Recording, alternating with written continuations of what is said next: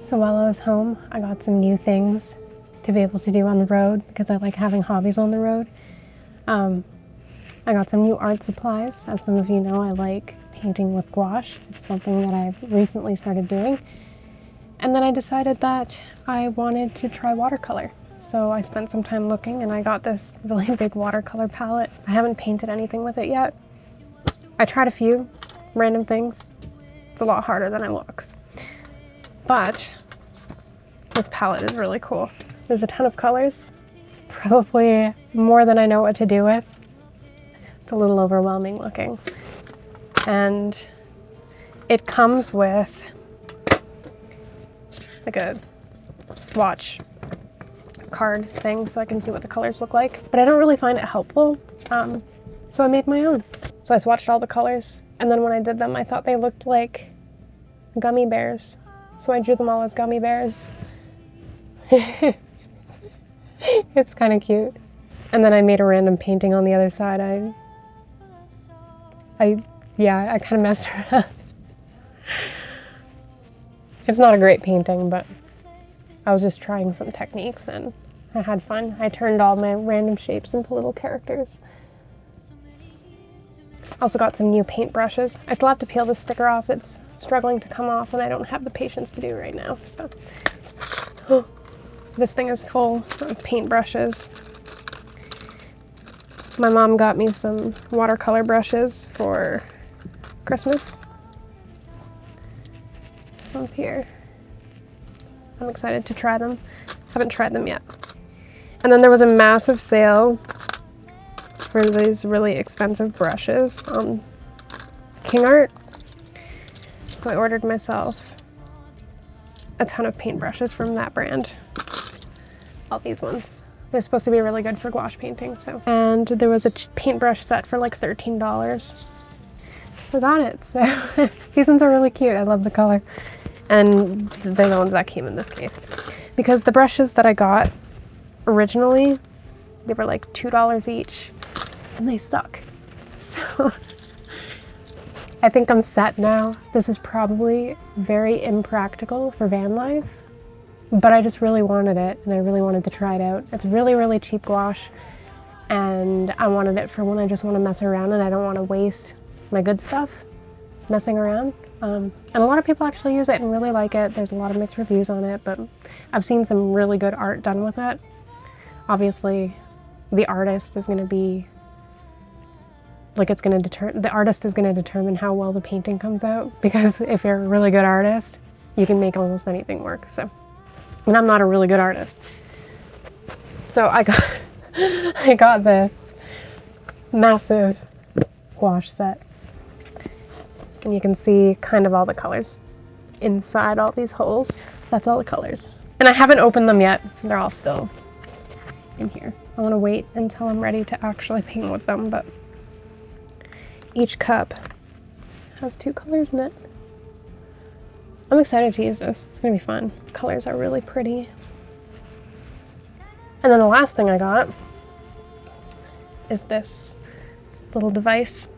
I love reading. Reading is one of my favorite things, and reading on a phone isn't fun. And I have a Kobo Libra color. Here's my Kobo Libra color.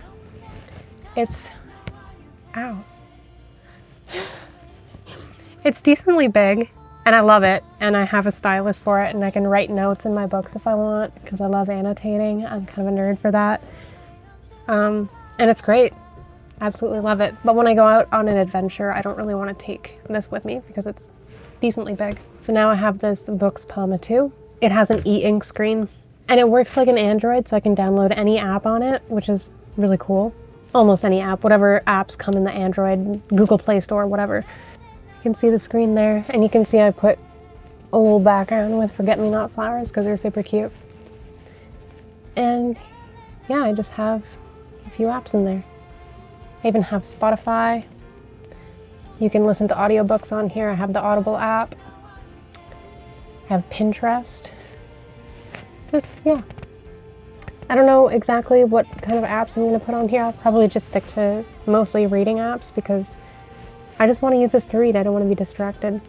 And It's like the size of your phone. You can actually put an eSIM in here, which is wild, and you can actually use it as a cell phone.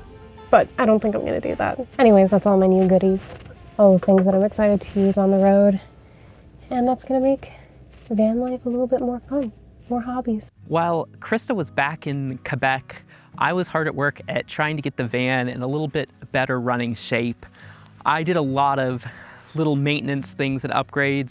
I changed the water pump, upgraded the alternator to a higher amp alternator, changed the air filters, and flushed the transmission, did an injector clean, changed the fuel filter.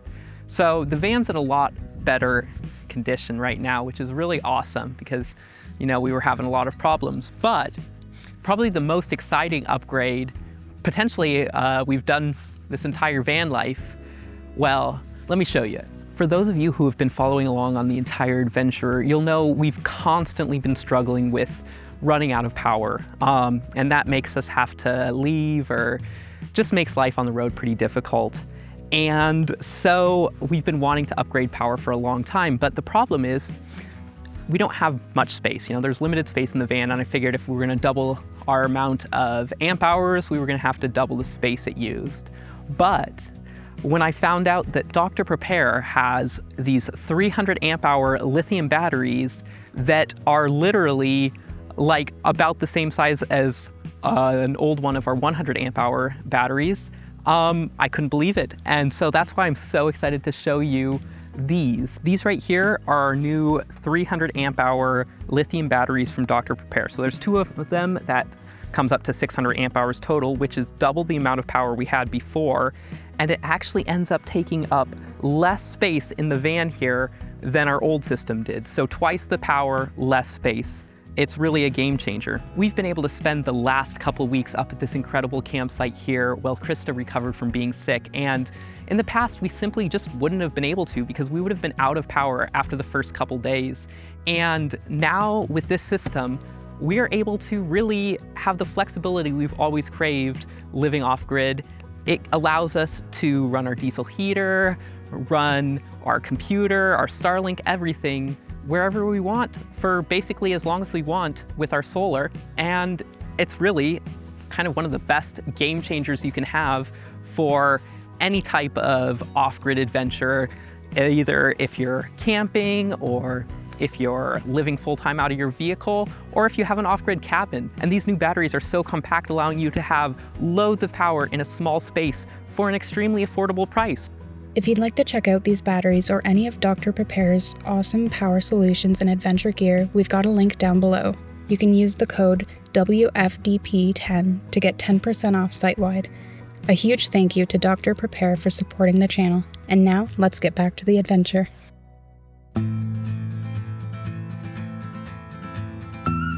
If you've made it this far in the video, thank you so much for watching and hanging out with us. As we take a pause from the Pan American Highway to work and save up so we can keep this adventure going, your support honestly means the world to us. If you're enjoying this episode, please take a second to leave a like and make sure you're subscribed so you don't miss out on the next chapter.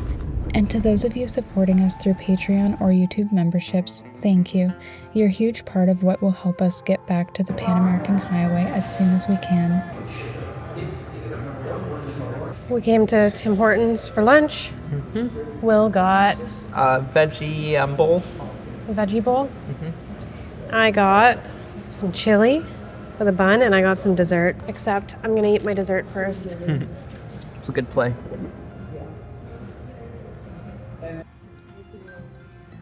Will went ahead back to Walmart to grab a few groceries before we head to Chilliwack Lake. My chili was too hot for me to eat right away, and he's a much faster eater, and we're running out of daylight, so he went off ahead.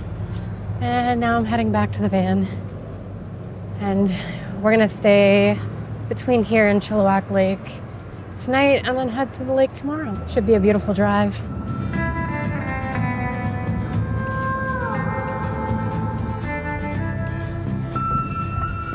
Here's home for the night. It's okay.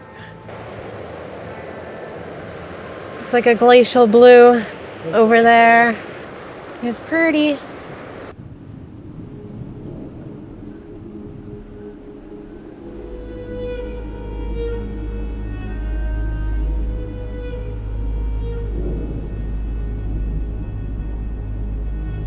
From our campsite, we couldn't even see these peaks. It wasn't until we sent the drone up that Mount Salise revealed itself. These jagged spires rising out of nowhere, looking almost too dramatic to be real. And as beautiful as this mountain is, there's also a heaviness here. In 1956, a Trans-Canada Airlines flight crashed into these peaks, missing clearing the summit by just 50 feet. Tragically, all 62 people on board lost their lives.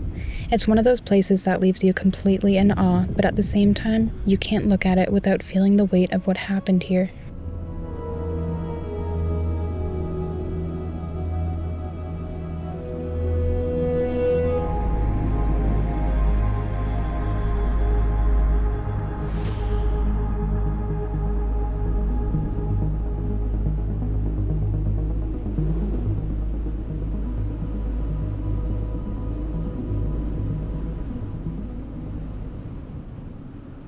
We just spent the evening relaxing at our camp spot, and now we're gonna head to bed, and tomorrow's gonna be another fun day. Yeah, we're gonna go to a really cool lake and then maybe cross into the US. Figure out what happens tomorrow. We'll see what happens. Good night. Good night. Here's some oatmeal. Thank you. It's a little bit rainy today. Not very much though, but we're still gonna go to the lake and we're super excited. Yeah, I've heard about this lake a bunch. It's really famous and I've never been. So it's perfect BC vibes. So we'll get to see the most authentic way.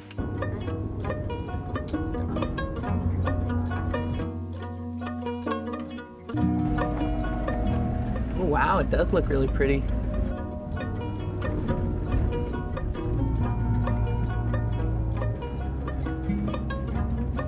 So we didn't fully do our research before coming to this lake.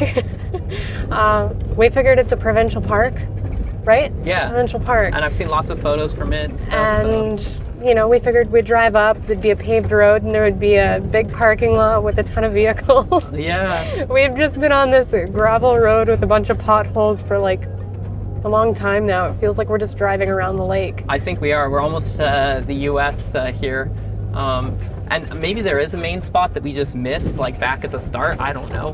Might be closed for the season or something.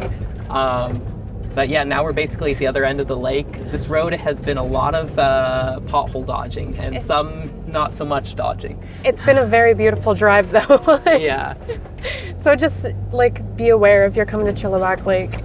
It's a very potholey road. Yeah.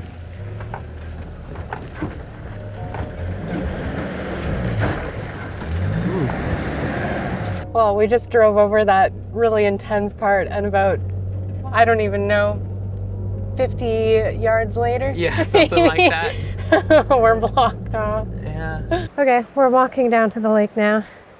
It's not that far. But it started raining a little bit harder, so hopefully we don't get soaked. Yeah. But it'll be an adventure. As long as it doesn't rain any harder than this. Even if the barricade wasn't at the bridge, we still would have been blocked off. Yeah. I think Krista and I, one of our big resolutions going forward is to do a lot more hiking. We've been pretty bad about getting out and actually hiking over the last year and a half or so. So especially now that we're back in the PNW, where there's lots of amazing trails, I think we're both really excited to get back to being more active and enjoying nature from the trail instead of just from the van.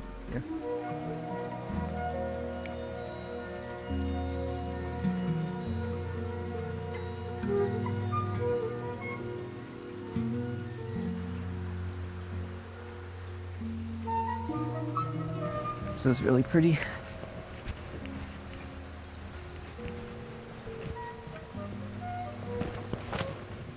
There's lots of robins around in these trees.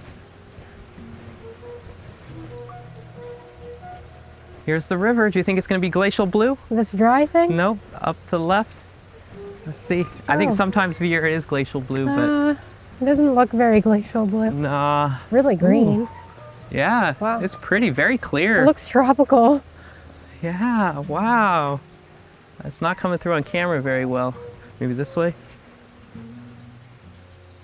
Looks like common mergansers, I think. 10 out of 10 would swim in this in the summer.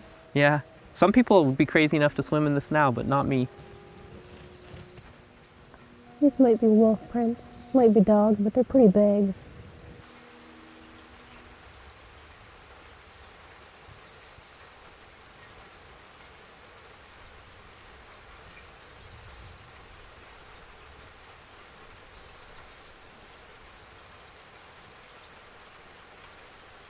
There's a teeny tiny nest.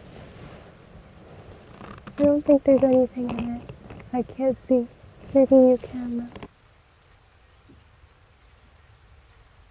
We're back at the van finally, and it just started pouring a little harder, so we made it back just in time before we get completely drenched. And where are we heading next? I guess the border. Guess the border. So it looks like there is an entrance to Chilliwack Lake, probably with a big parking lot. But it looks like it's closed for the season, which is probably why we missed it. So, yeah. Yeah, just at the end of the pavement.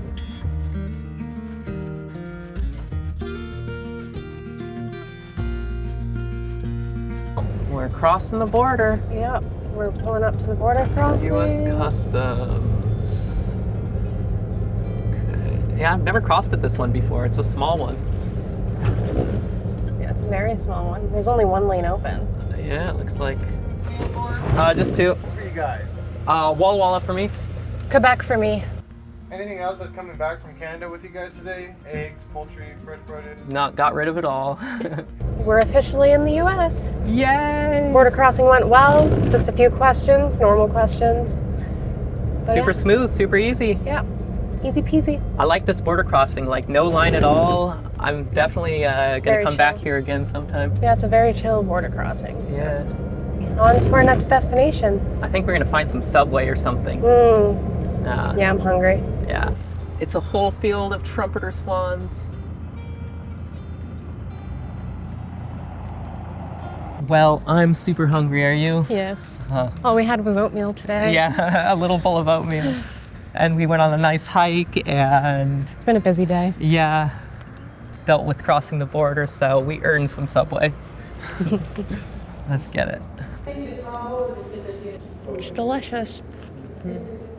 Well, this evening we ended up hanging out at a friend of mine house and charging up the van a bit. And now we found a nice quiet street here in Bellingham to spend the night. It wasn't very eventful after we had Subway, so we didn't record anything because it was just sitting in the van waiting for the van to charge and just doing whatever. So Yeah.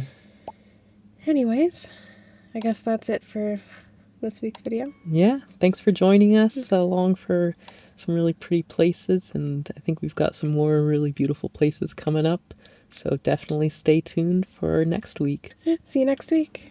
Good night. Bye.